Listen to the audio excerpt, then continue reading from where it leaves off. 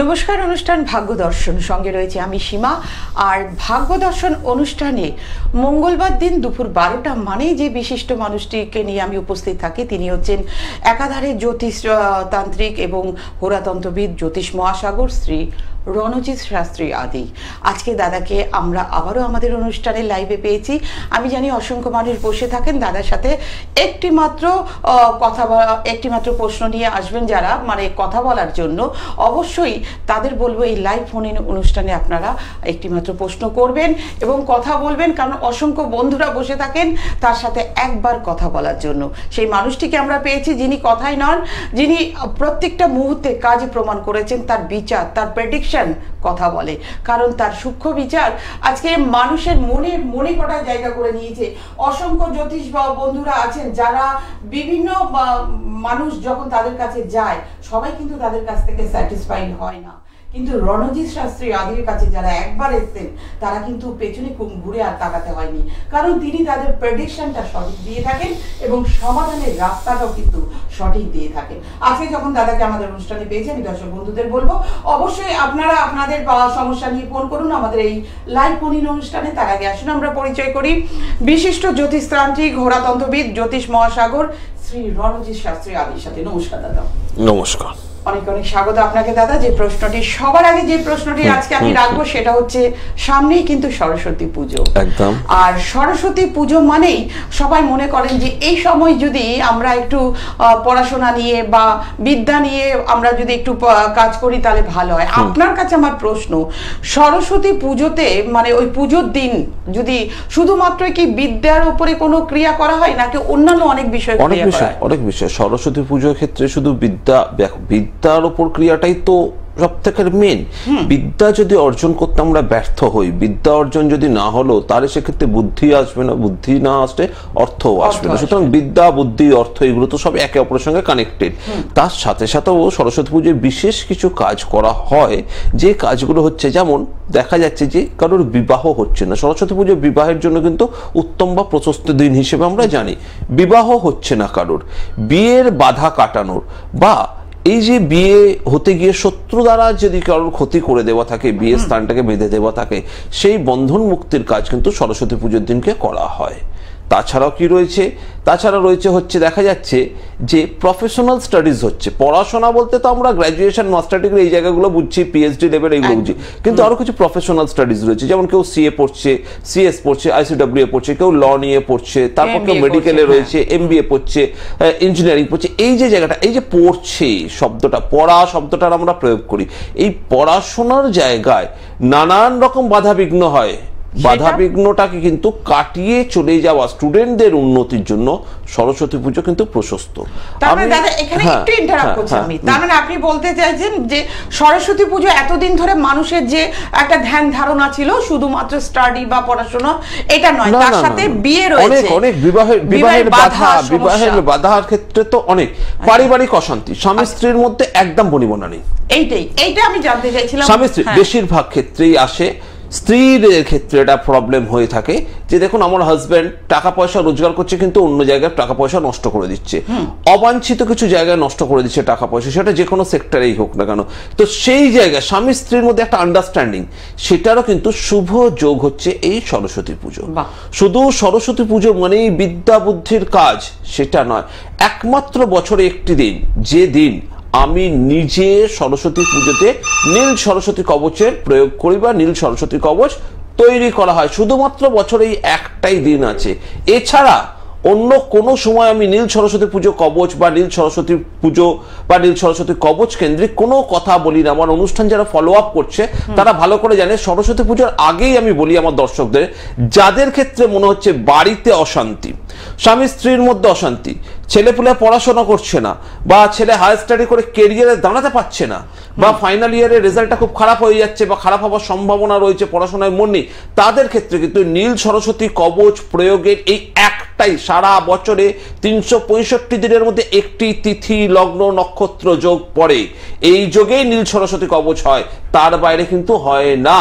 সুতরাং যাদের যাদের মধ্যে সংশয় হচ্ছে যে নানানভাবে কেরিয়ার বিঘ্নিত হচ্ছে বা পারিবারিক জীবনে ডিস্টারবেন্স আসছে, তারা কিন্তু এই সরস্বতী পুজোতে তন্ত্র নিয়মে প্রতিকার করে কিন্তু সমাধানে 100% সমাধান তারা পেতে পারে। তো বন্ধুরা, আপনারা জানলেন রণজিৎ শাস্ত্রী আদি মানেই হচ্ছে অজানা তথ্যকে সামনে তুলে আনা। আমরা যেটা জানতাম তার থেকেও কিন্তু আর যেটা জানতাম না, অনেক প্রবলেম সলভ হয় সরস্বতী তো এই সরস্বতী পুজোতে অনেক ধরনের কাজ হয়, সেটা নিয়ে আরো আলোচনা করব। আমাদের মধ্যে আরেক বন্ধু চলে এসেছেন, দেখে নেব কে আছেন। হ্যালো, নমস্কার, কে বলছেন? খানাকুল থেকে বলছেন। আশিস বাবু, আপনার ডেট অফ বার্থ বলুন। আচ্ছা, মেয়ের ডেট অফ বার্থ বলুন। 19/1/1995। সময়টা বলবেন। সময়টা হচ্ছে রাত্রি 8:50। রাত্রি 8:50। জন্মস্থান খানাকুল, কামারপুকুর। কামারপুকুর।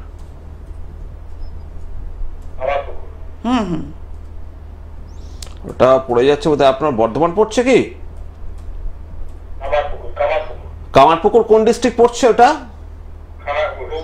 হুগলি ডিস্ট্রিক্ট। আচ্ছা আচ্ছা আচ্ছা আচ্ছা আচ্ছা আচ্ছা আচ্ছা আচ্ছা, হ্যাঁ কামারপুকুর, তাই তো?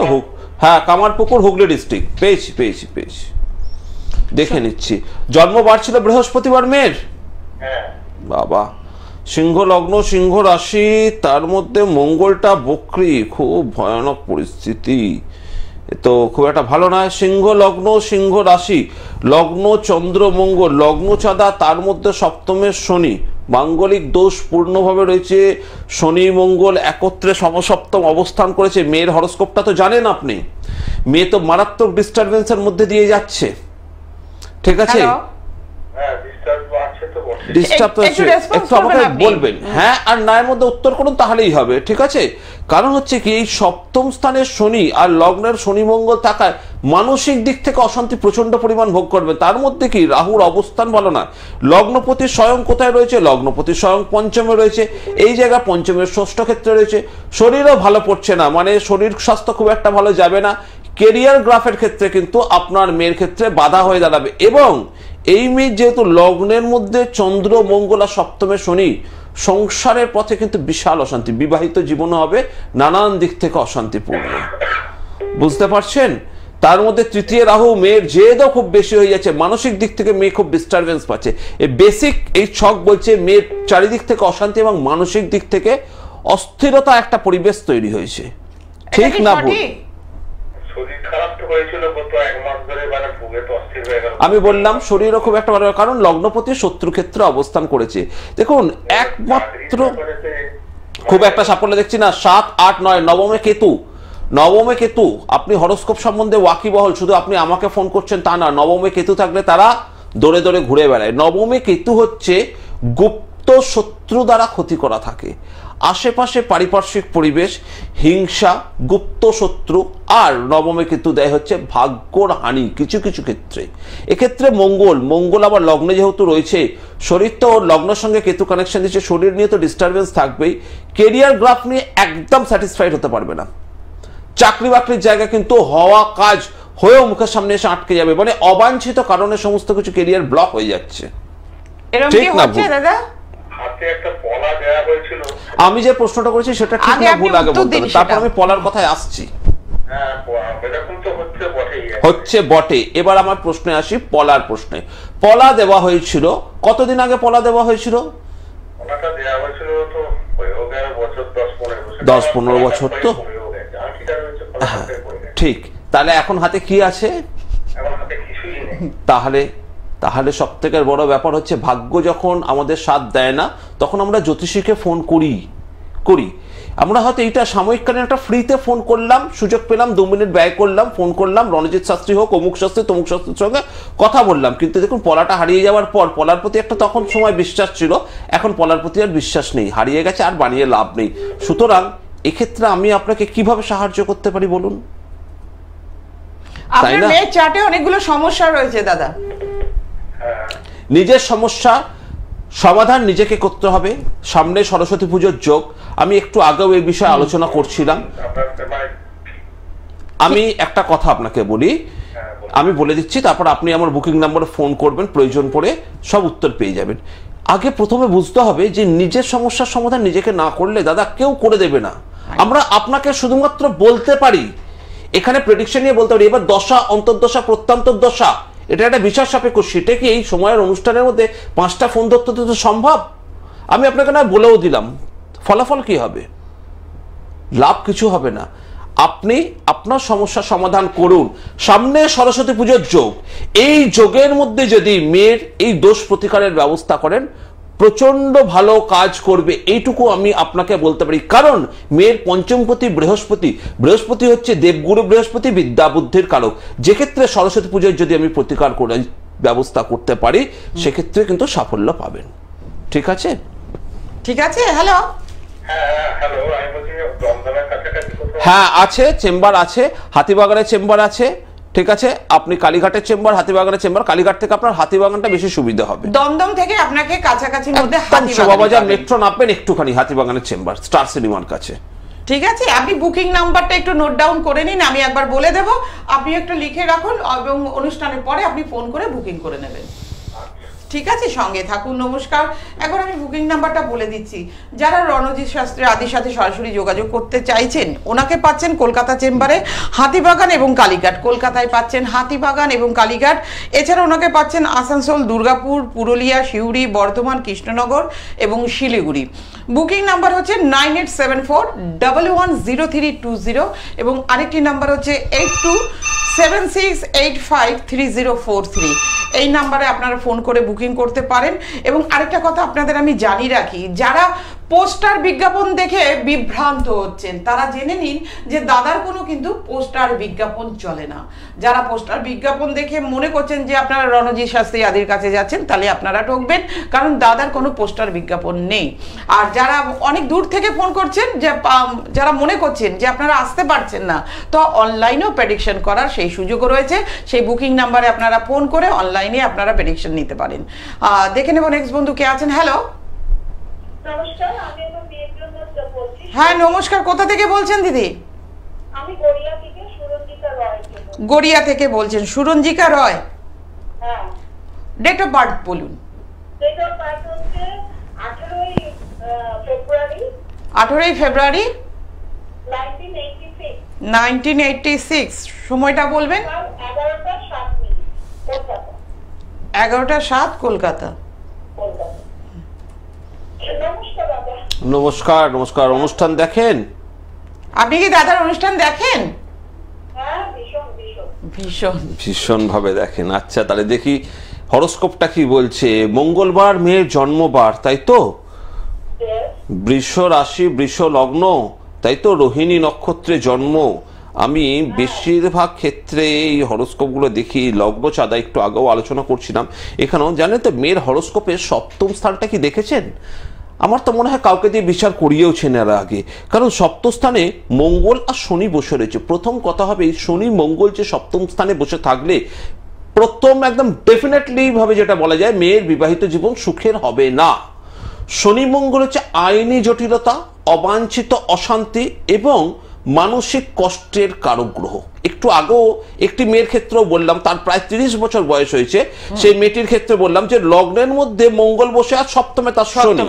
এখানে লগ্নের সপ্তমেই শনি মঙ্গল, সপ্তমে শনি মঙ্গল থাকলে কেরিয়ার গ্রাফ আমরা সপ্তম থেকে আগে পাই। যে রকম মেয়েদের ক্ষেত্রে বা ছেলেদের ক্ষেত্রে সপ্তম ভাবটা আমরা বিচার করি যে সংসার জীবন, তার সাথে সাথে সপ্তম ভাব কিন্তু কিছুটা অংশে আমাদেরকে কেরিয়ার গ্রাফের কানেকশনও দেয়। ষষ্ঠে কেতু মানে গুপ্ত শত্রুর প্রচন্ড প্রভাব থাকবে।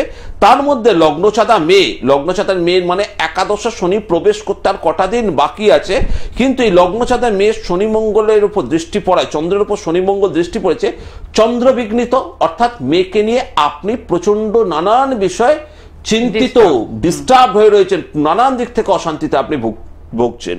এরকম কি ঘটছে? হ্যাঁ বলুন। হ্যালো, হ্যাঁ বলুন, শুনছি, বলুন। আমি বলছি যে শুনুন, প্রথম কথায় আমরা তো আগে সব বুঝতাম না। মেয়ে পড়াশোনা করেছে, মেয়ে বিটেক করেছে, বিটেক করে চাকরি বাকরি করেছে। তারপরে ওর চাকরি যেখানে হোস্টেলে এবং ও নিজে পছন্দ করে মেরিন ইঞ্জিনিয়ারের সাথে ওকে, আপনি যেটা বলছেন সেই টেনশন, মানে আমি আজ পর্যন্ত সেরকম টেনশন পাইনি। আমি ভীষণ ভালো ওর হাজবেন্ড, এবং ওদের একটু সন্তানও হয়েছে, মেয়ের বয়সও ধরুন 6। এই মুহূর্তে তারপর তো যখন করে তখন চাকরি বাকরি আর চাকরি ছেড়ে হয়েছে। আচ্ছা সিনিয়র আচ্ছা ও 6 মাস চলে, আর 5 মাস সেজন্য তারপর বাচ্চাটাও হয়ে গেছে। ঠিক। এই মুহূর্তে এখন ও, আমি জানতে চাইছি যে ও কি ফার্দার জব করতে পারবে? আর আপনি যেটা বলছেন ওর মুক্ত শত্রু আছে, এটা কিন্তু মানে হাজবেন্ড তো মানে ভীষণ ভালো। এবার বলি, খুব খুব গুরুত্বপূর্ণ একটি কথা বলেছেন, খুব গুরুত্বপূর্ণ একটি কথা বলেছেন। আমি প্রথমেই বলেছি যে লগ্নের সপ্তমে শনি মঙ্গল বিবাহিত জীবনের ক্ষেত্রে একটা অন্তরায় বা বাধার সৃষ্টি করে। দেখুন, ওর হাজব্যান্ড কিন্তু 6 মাস বাড়িতে থাকে কিংবা 3-4 মাস বাড়িতে থাকে, বেশিরভাগ সময় কিন্তু বাড়ির বাইরে থাকে, ঠিক তো? এই যে বাড়ির বাইরে থাকায় হাজবেন্ড যে বাড়ির বাইরে চলে যাচ্ছে, তার ফলে ওদের মধ্যে কিন্তু অশান্তি না হলেও ডিস্টেন্স একটা তৈরি হয়েছে সাংসারিক দিক থেকে, মানতে হবে।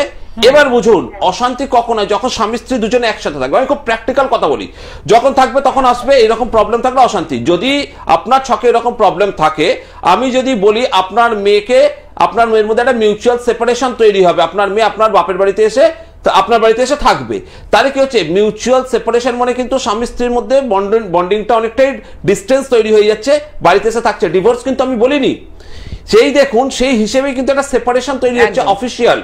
অর্থাৎ আপনার জামাই কিন্তু সেই মেয়েকে বাড়িতে রেখে দিয়ে সে কিন্তু জাহাজের চাকরির জন্য সে 4 থেকে 5 মাস বাড়ির বাইরে থাকে।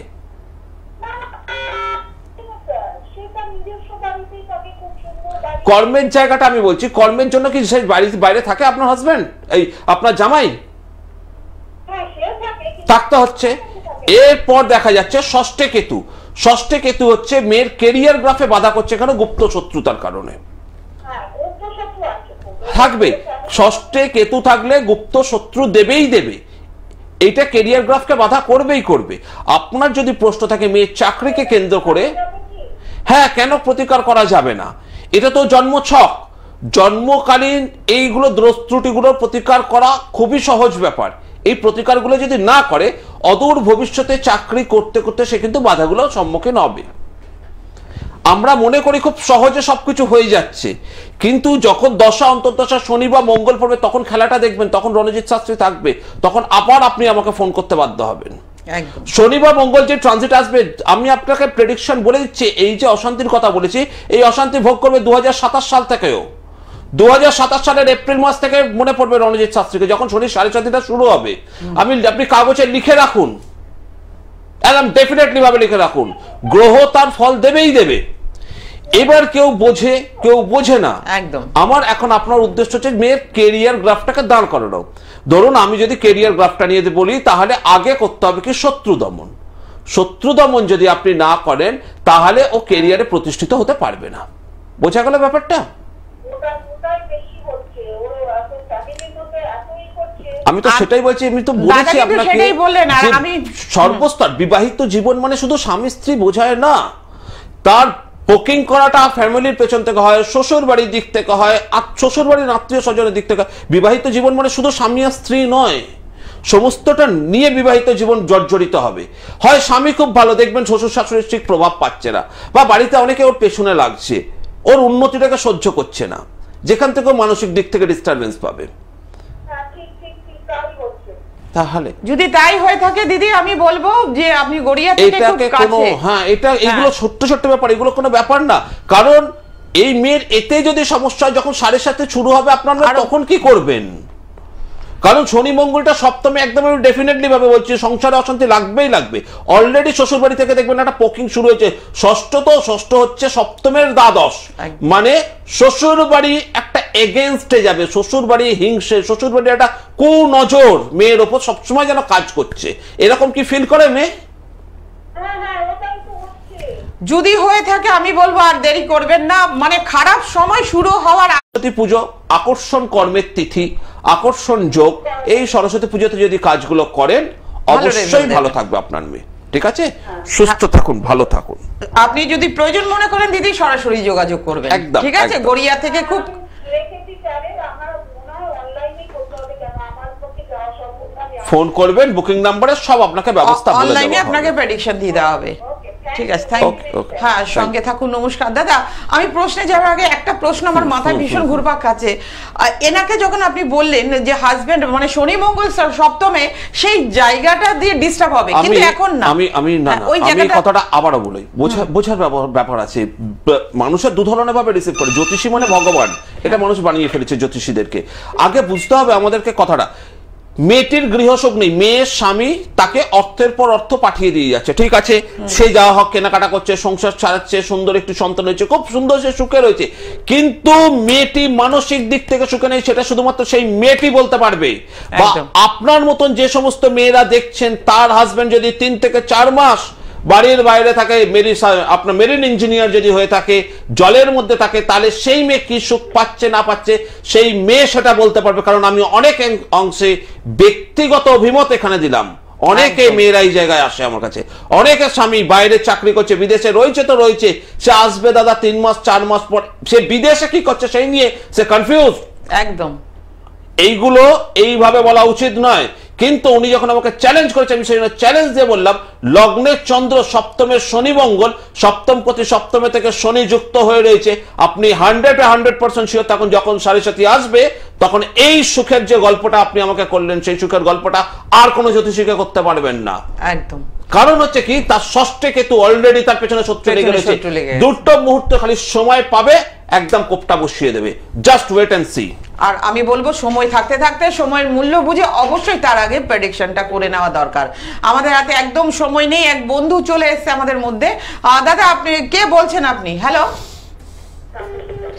তাপসী চক্রবর্তী, কোথা থেকে?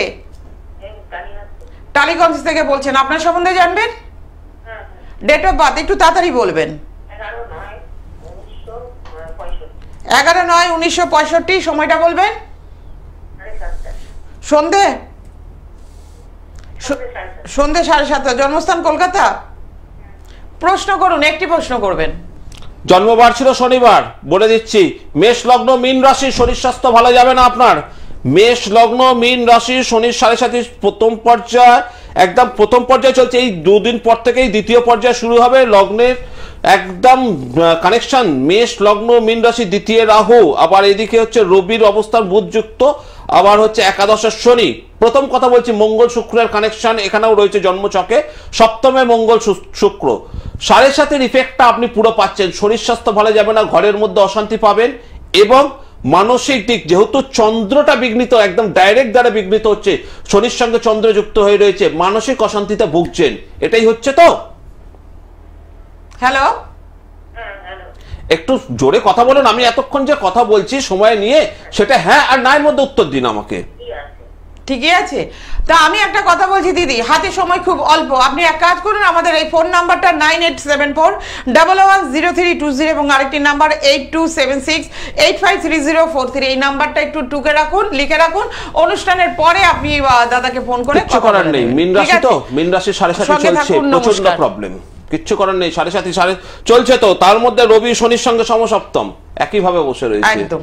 তো আজকে আমাদের অনুষ্ঠান এখানেই শেষ করতে হচ্ছে। আপনারা সুস্থ থাকুন, ভালো থাকুন। নমস্কার। নমস্কার।